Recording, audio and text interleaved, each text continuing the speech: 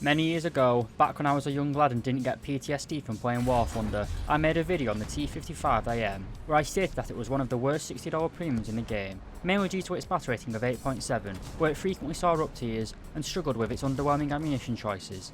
Now, however, the T-55AM is positioned at bat rating 8.3, meaning it no longer consistently sees powerful opponents such as the Challengers, Leopard 2Ks and Ariettas. The Soviets have also received a new Rank 6 premium, the T-72AV, so naturally, what is the best premium to buy? And is the T-55AM now arguably a better investment than it was upon launch? Alright lads, today I'm going to be talking about the performance, weapons and playstyle of the T-55AM. Starting as always with the basics, this vehicle is a Rank 6 bat rating 8.3 main battle tank located in the Soviet tech tree. Being a Rank 6 premium, it will be effective at researching all vehicles between the ranks of 1 and 7, allowing you to grind every tank currently in the Soviet tech tree. To unlock this tank, you'll have to purchase it from a pack on the Gaijin store. For a cost of €60, you get the tank, 2,000 Golden Eagles and 15 days of premium time. After you buy the vehicle, you will have an additional crew train cost of 10,000 Silver Lions. To purchase the Expert and Ace qualifications for the tank, it will cost you an additional 790,000 Silver Lions and 2,000 Golden Eagles respectively. The tank is also fairly economically friendly to play, only having a repair cost of 4,470 Silver Lions.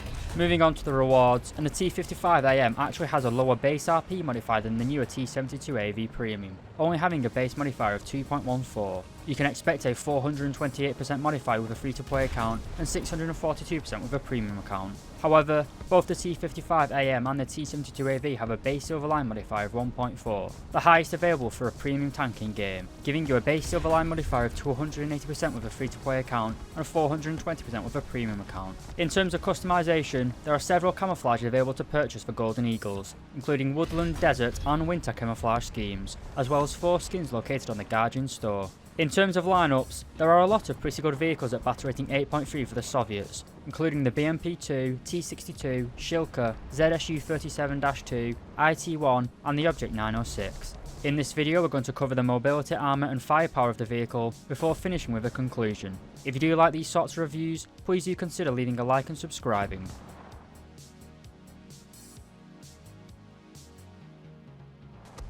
Starting with the engine and mobility, the tank is powered by an engine producing 690 horsepower.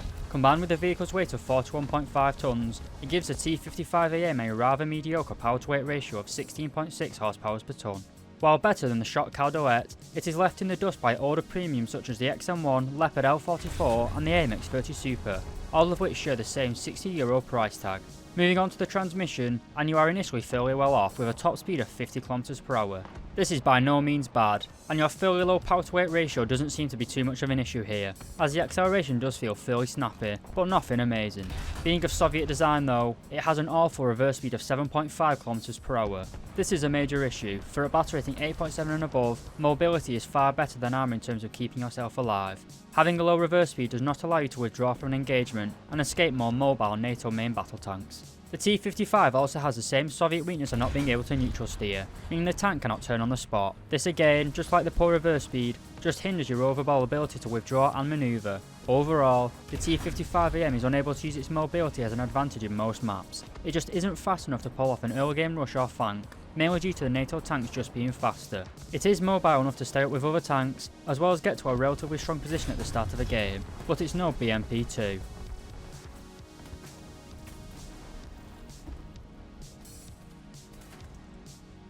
Alright, moving on to the armour and survivability, and the first thing to mention is that this tank has a crew of 4 men. This normally gives you relatively good survivability, but as you can see the crew are all conveniently lined up. The driver, gunner and commander are in a nice straight line on the right hand side of the tank.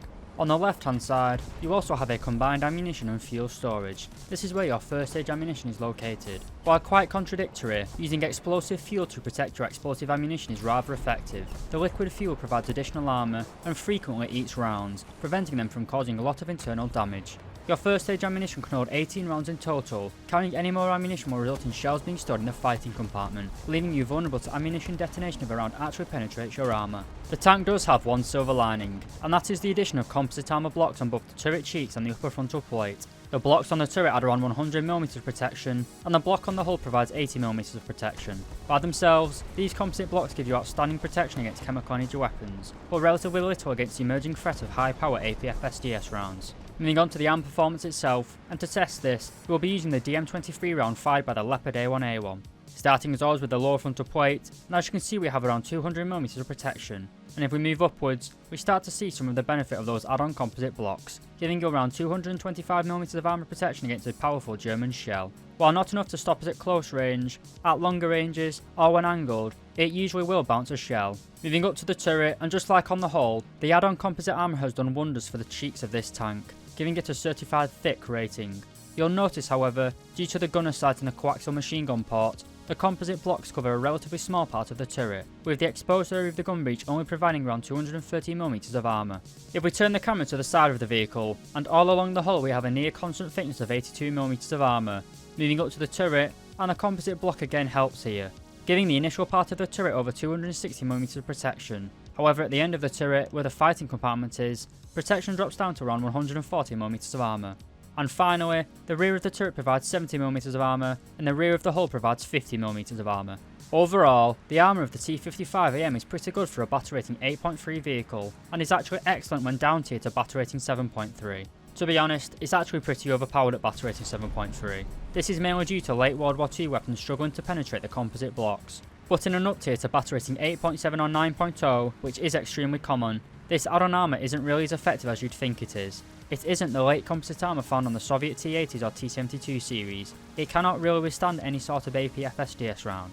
So while your armour can be relied on in a down tier, as I said in my original video, in an up tier, this add-on armour is essentially just dead weight.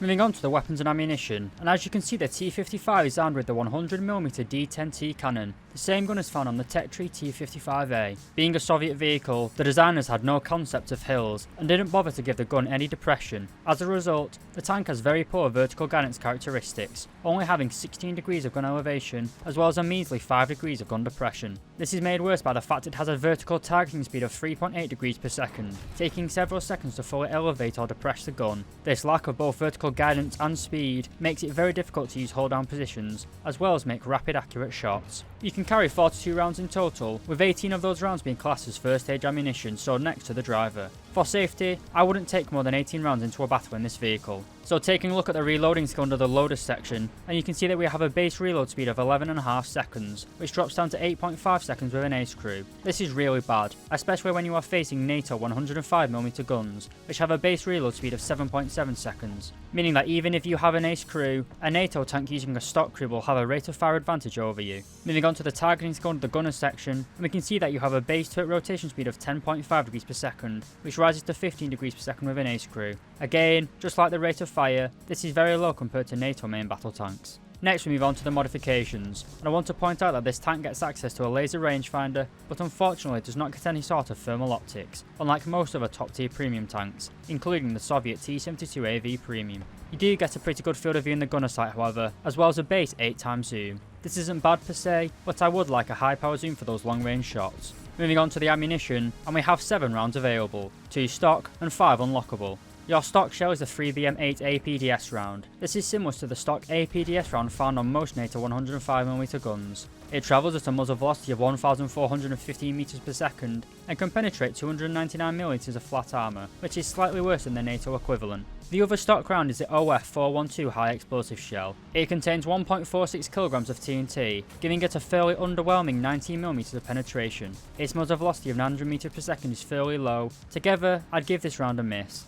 Your next shell, while not being lethal, does serve a tactical purpose. This is the 3D3 smoke round. It creates a smoke screen with a radius of 20 meters and lasts for 25 seconds. While not a bad smoke round, due to only being able to carry 18 rounds into battle safely, I generally choose not to take this ammunition into battle. This tank does get a fairly unique round, that being the BR412D APC-BC shell. It is essentially the same type of ammunition fired by World War II tanks. It has 239mm of penetration against flat armour, and once it penetrates, it has an explosive bursting charge containing 93 grams of TNT. This is fairly good when down tiered against the more lightly armoured early main battle tanks. I usually do take some of this round into battle. The T-55AM also gets access to the 3BK-17M high explosive anti-tank fin stabilised round. This has 390mm of penetration and a muzzle velocity of 1085 meters per second.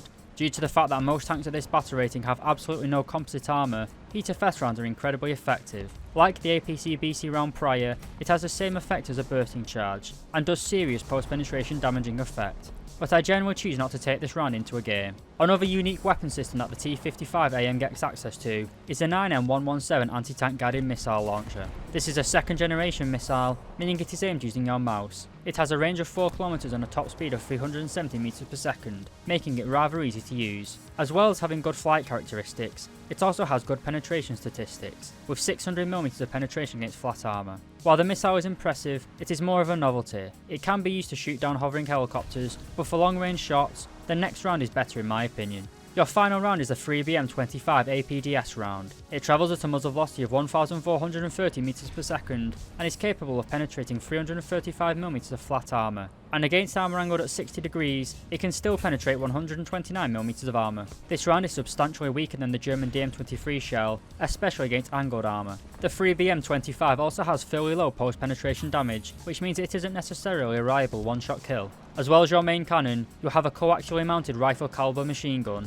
as well as a pintle mounted 12.7mm machine gun, particularly helpful when dealing with Orbals and other sneaky Italians. Overall, the T-55AM is mainly let down by its low reload rate and turret rotation. They are significantly weaker than the NATO equivalents, with most 105mm guns reloading a full 2 seconds faster than this tank, and they generally have more capable ammunition. While I wouldn't go so far to say the T-55AM has bad ammunition, especially when you are facing lightly armoured NATO vehicles like the Leopards, when this tank is updated to 9.3, your ammunition truly does start to get a little bit weak.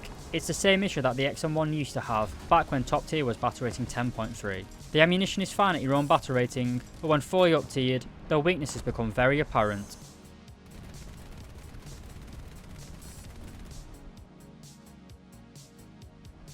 To conclude, the T-55AM has benefited immensely being moved down to battle rating 8.3. It has its own competitive lineup of other Soviet 8.3 vehicles, and even in a full up tier it can handle itself reasonably well, all whilst escaping those scary 9.7 games. While I still believe the criticism I gave the armour of this tank in the first review is valid against other 8.7 vehicles, the fact that this tank was down tiered has severely increased the effectiveness of the composite armour blocks. But allowing a vehicle with composite armour to face battle rating 7.3 vehicles is borderline negligence on Gaijin's part. I personally don't have a love for this premium. It's just a little bit too slow, both in terms of mobility and fire rate. Truly living up to Soviet design and doctrine, the tank feels just good enough to get the job done. It doesn't have that standout feature found on other premiums. For example, the AMX-30's speed, the Leopard L44's firepower, or the T-72AV's thermals. While the T-55AM does have its composite armour blocks, these only work against low tier vehicles and inexperienced players. For a price of €60, it's a consider from me. Personally, I do prefer the T-72AV. It's faster, more modern, it has a better lineup, has third generation thermals, and more importantly, it has a main round that can easily deal with a fully up tiered opponent. But many people still swear by the T-55AM. Some players still say it is a better choice for a premium. I don't really see why, other than the fact it gets frequently down tiered. Although I will add, when I was recording footage for this video, I wasn't as stressed out as I was for the first video I made on this tank, so maybe it has got better. But it's important to remember that this is just my opinion. What do you guys think of this old Soviet Slugger? If you have any questions, criticism, positive or negative, or even like to request a review, please feel free to leave a comment below. I hope you guys enjoyed this video. If I did my job correctly, hopefully you should have learned something new about this vehicle. If you do enjoy these sorts of videos, please do consider leaving a like and subscribing. But more importantly lads, I hope you have a great day, and thank you very much for watching.